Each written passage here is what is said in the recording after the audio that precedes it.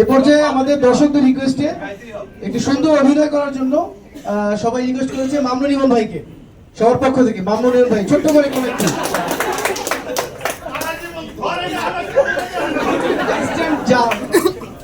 আচ্ছা, আমি কিছু না বলে আমি একটা কথা শেয়ার করি সবার সাথে। ইমদাদ ভাইয়ের গানটা অনেক সুন্দর হয়েছে, কিন্তু মানে মনে হচ্ছে যে ইমদাদ ভাইয়ের মনের ভিতরে অনেক কষ্ট।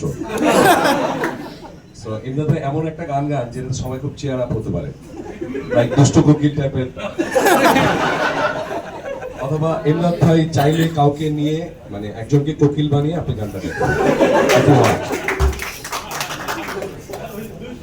গান আমাদের খান ভাই জানে, এটা গাইতে জানি না।